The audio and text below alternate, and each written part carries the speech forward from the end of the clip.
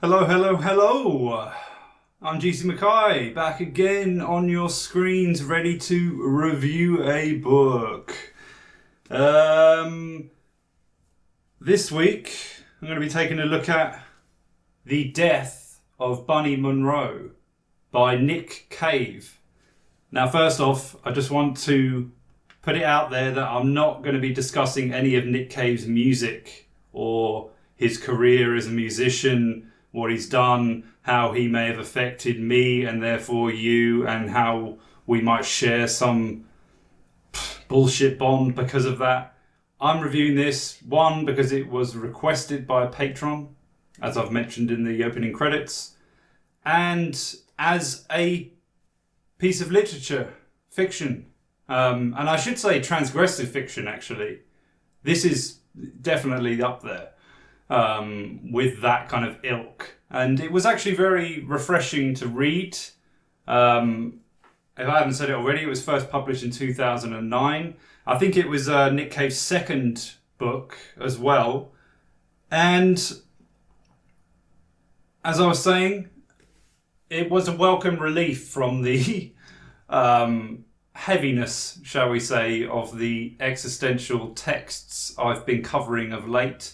And before I begin, I actually want to kind of put it out there that these types of books are actually really good as kind of breaks in between those types of really thought-provoking and usually consequentially depressing pieces of fiction, or philosophical fiction, shall we say. And I do recommend these types, so if anyone does know of any more out there, it doesn't matter if they're by musicians or just by other authors or whatever, let me know, because you need a break now and again. Otherwise the old head in the oven job is looking a bit too appetizing, shall we say. Anyway, The Death of Bunny Munro.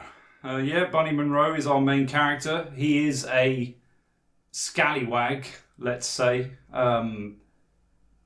The brief kind of beginning of the story is that his long-suffering wife, who is also suffering from depression, I believe, or some form of mental illness, decides she's had enough, kills herself, and leaves their son, 9-year-old Bunny Jr., in the hands of our,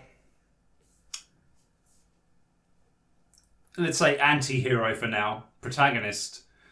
And yeah, he has to step up to the plate, sort everything out in that regard, and he struggles with this quite a lot. And really the story kind of begins when he hits the road with his son in order to show him the ropes, when really all he's doing is working as his job as a door-to-door salesman, which sounds a bit weird. It's a little bit outdated, maybe. As a seller of beauty products to bored housewives and abandoned single mothers. And he takes his son out of school for this so he can concentrate on his job, but really all he's doing is looking for pussy. This is something I wanted to actually add. If I had a budget for this review, I'd be sitting here with a line of coke on this hand, scotch in this hand, and 2 prostitutes to my side, because that's basically everything and all to Bunny Munro as a character. He doesn't really care about anything else. Maybe his car, and a little bit about his son, but there's moments throughout the story where he doesn't even listen to what his son is saying, because he's so obsessed and devoted to the almighty Vajayjay, which I think some readers might find a bit grating, especially in this day and age. It's not exactly a welcome type of protagonist, and it has been done quite a lot. There was a kind of surgence of these types of novels around the 90s. It does have, and probably earlier as well, but it does have elements of kind of a Bukowskian vibe to it. Also a bit of Bret Easton Ellis, and it's quite lyrical, as you'd expect. And it's fucking funny. The beginning of it especially, I thought was hilarious. I mean, there's a part where he finds his dead wife, and the only thing that really runs through his mind is that her tits look good. That's how he closes the chapter as well. So there's moments of really dark, bleak humour.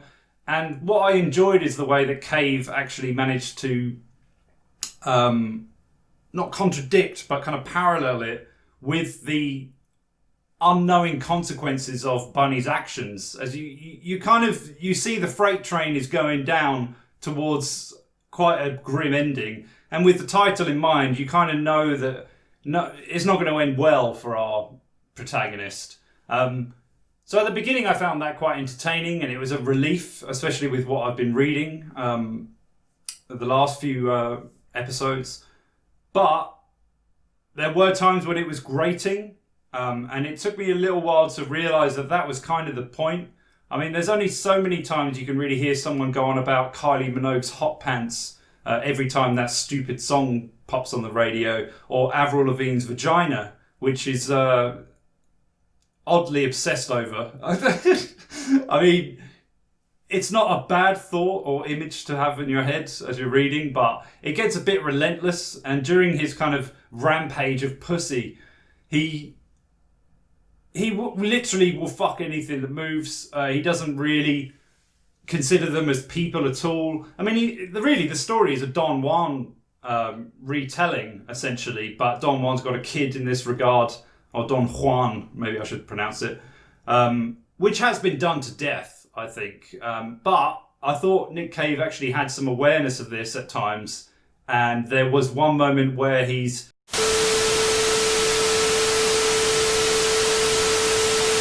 chatting up this kind of fit-looking, short-haired blonde who's kind of wise to his game, and she kind of is a bit taken aback by his preposterousness and actually thinks he is like, a fossilized being. He is a person of old who doesn't or shouldn't exist anymore. And I thought that was quite observant of Nick Cave, to be honest, because it did feel like that a little bit. But that's also the point. A lot with Don Juan, his descent essentially is into hell. If you're not familiar with that story, sorry, but you should be anyway. And this takes a lot from that. You can kind of see it coming a lot of the time. But there is a kind of lack of awareness of our protagonist, I think. He is so enveloped in his own obsession with vagina that he doesn't really see what consequences it's having, how it's actually affecting not only him, but everyone around him, especially his son, and what it has already done to his wife, which is covered right at the beginning. And in essence, this actually makes quite a lot of it quite sad. I found it quite horrifyingly humorous at times, where it was a bit like, fucking hell, what are you doing? Like, he's just, he goes out in the middle of the night sometimes, drunk, high on coke, ringing up some skank that he tried to flog some beauty products to. And this is at like 3 or 4 in the morning. And like, he gets into these kind of frenzied moments where he kind of journeys out. He abandons his son at the hotel room alone and would go in hunt of more and more pussy. I mean, that's all he thinks about, essentially. It's like every woman he comes across is fuckable, apparently. And probably to him, they are. I think he has a viewpoint that is very skewed and that doesn't really see anything but the almighty vajayjay. And I'm overexerting on this point, mainly because that's what the book does. Every chapter, I mean, it's amusing, but I could see some people being put off by that at times. But again, it is very, very much the point of the whole piece. And as it goes on, there is a kind of semi-subplot about a kind of a demon hunter killer that is, I mean, it's a guy dressed up with horns with a fucking pitchfork, and he's going around murdering up north. It is based in England, and it is actually based in Brighton, which was a little kind of nice thing for me, I suppose. It's always kind of cool when you see your hometown featured inside a piece of literature or film or whatever. But to be honest, that doesn't really do that much for me. There was a couple of moments where it mentioned a certain park or road, and it was like, oh, yeah, I'm familiar with that. Oh, no, I like it. It's like, yeah, it doesn't really do much for me, that kind of thing. And it definitely captured Brighton quite well at times as well. Especially, the only things that I did have an issue with, much like one of the characters, is that the character feels a bit like he's from a time that no longer exists. I think maybe if it was actually placed in a different era, it could have worked a bit better. With it being released in 2009, you kind of assume that it began around the time, of the early noughties, perhaps. Especially with the songs that are featured within it. I mean, Spinning Around by Kylie Minogue is referenced to a lot. And, the Hot Pants probably more than the song, but, we get the drift. Or the whift from the drift, maybe. And... Oh, really?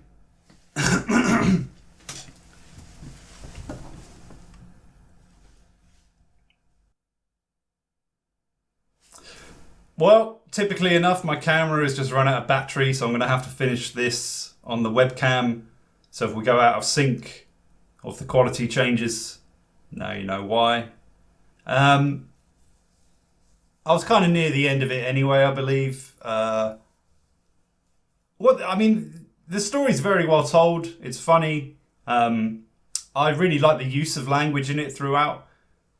The only things I had a little bit of issue with, like I've already kind of mentioned, is that the character felt a little bit out of time. It didn't feel like anything new. That's my other kind of complaint. But at the same time, I didn't think that took away from it too much, because it made it obvious by the nature of its content that it was self-aware enough of its ability as a novel, I felt. And it kept things kind of quippy and short and imaginative enough that you could forgive the kind of lack of, real inner depth, or whatever you want to call it, of trying to be something more than it really was. It knew what it was as a novel, and it played to its strengths. The little subplot about the serial killer going around, I felt like it petered out suddenly, and I was quite disappointed. But then I realised at the end, where you get quite a nice bit of kind of metaphysical vengeance thwarted upon our Bunny Munro, which is equally hilarious as it is horrifying. He does kind of suffer from his consequences, even if it is only in the realms of the fantastical, let's say. And I mean, some people might consider the ending to have some kind of ray of hope. I didn't particularly. I don't think it really said much overall. I mean, the title gives away what's going to happen. I thought it was going to take one turn, because there is a father of Bunny that's still around, and I thought it was going to go down some trajectory there where it was going to kind of kind of sell out on itself and make it about that, but it didn't do that, which I was pleased by. I liked quite a lot of it, but there is a play called Don Juan in Soho that was written by Patrick Marber, I think his name is. He was the writer of Closer, that film. And that play obviously is a modern day Don Juan who gets his comeuppance for the consequences of his actions. And it's of a similar ilk, really, very similar. It has the same kind of humour, which is kind of shock value, sex obsessed, transgressive. But if you're looking for anything more, look elsewhere. But if you're looking for a well-told story that is often humorous, very masculine, in a very kind of toxic way, I should add, but also kind of hilarious, then I think this book is something that you could definitely, sink your teeth into, or perhaps plough your boner into, as the protagonist probably would.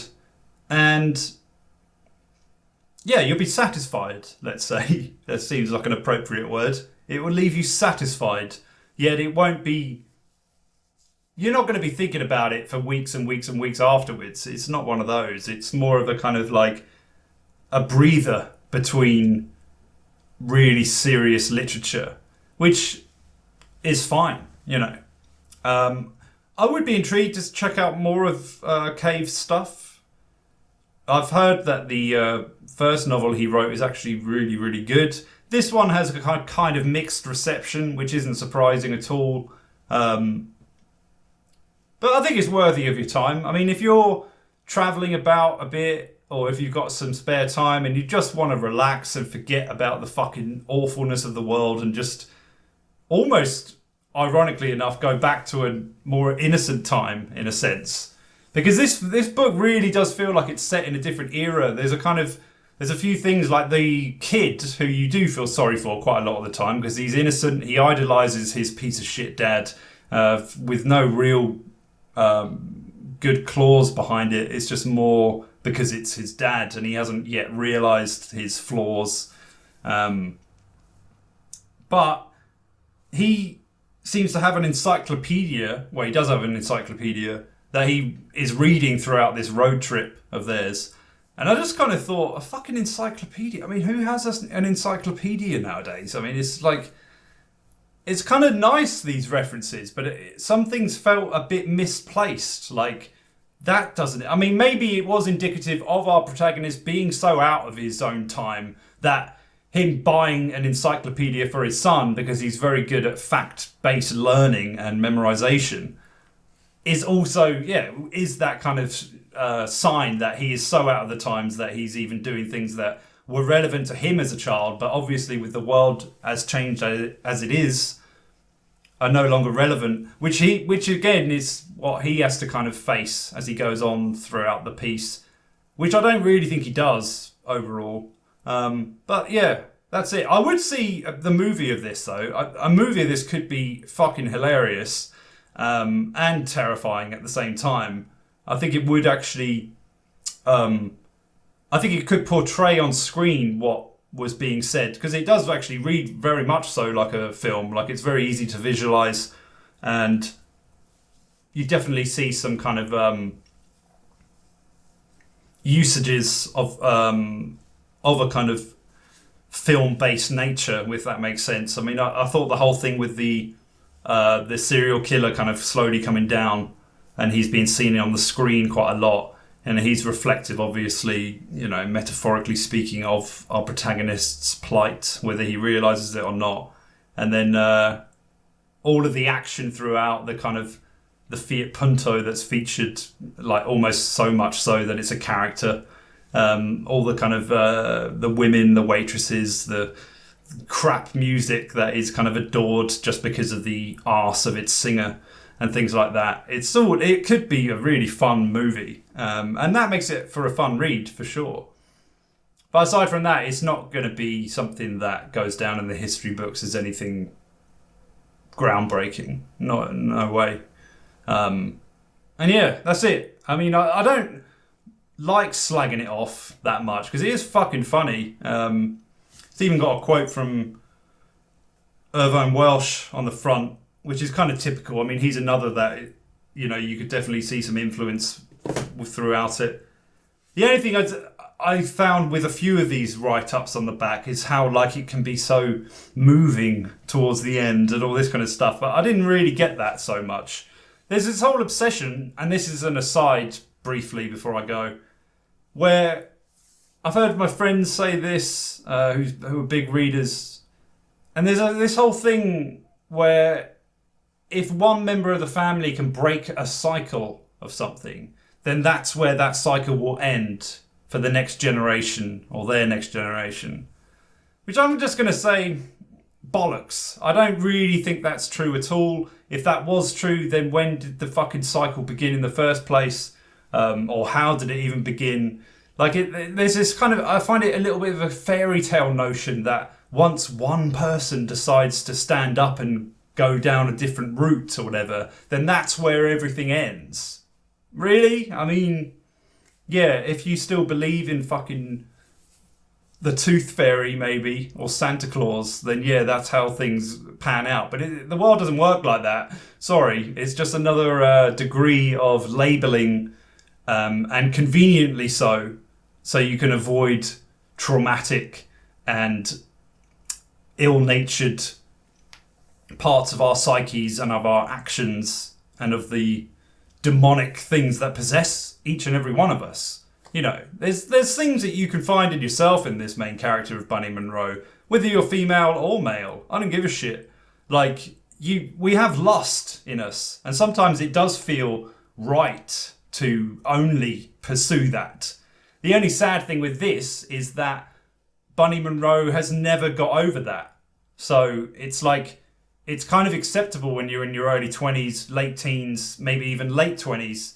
But as you're kind of veering into adult, like proper adulthood, if you become a father or if you have responsibilities and a wife and all of the bullshit, then it gets a bit pathetic. Like, nobody wants to be that creep at the end of the bar still chatting up fucking teenagers with his wispy white hair or quiff or whatever. It's just a bit like, And that's kind of what adds to the sadness of the character. You do get explanations as to why he is the way that he is and all of that kind of cliched stuff. And that's all fine. But yeah, the whole ending the cycle bullshit, I just don't buy it, to be honest. I don't think it's realistic. It's fine if it's in a kind of, in a kid's book, essentially. Like, then it's okay. Then it's like, oh yeah, okay, yeah, maybe it would. Maybe it's fine in that regard. But when it's an adult, and the state and trauma that the kid is left in at the end it's gonna take him years to get over that. And this whole bollocks that's where it ends because of this ending of the story bollocks. Anyway, that might have been a weird rant. If you want to ask me more about what I mean by that, then go ahead, by all means. I'd be happy to discuss it. Been great.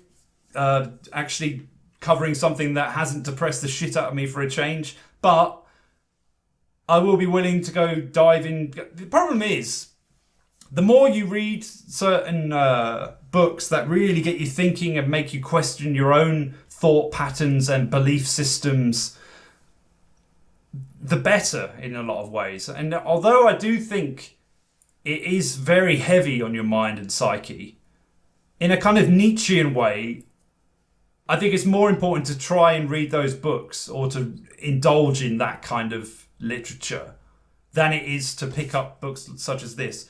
Not because you shouldn't pick up books because of like this. You need these as well as a kind of respite. It's like a Big Mac. Every now and again you need to have something dirty, and you know it's not necessarily good for you, but it's fun and it has some kind of weird nostalgia maybe. And that's fine. Indulge in that. It's no problem. But it should never go over everything else you're consuming. That shouldn't be your main thing. Otherwise, you're just going to turn into a fat, toothless moron with awful taste in music, for example. I don't know. Anyway, I'm going to go. I've been rambling, and I'll see you next week. Bye.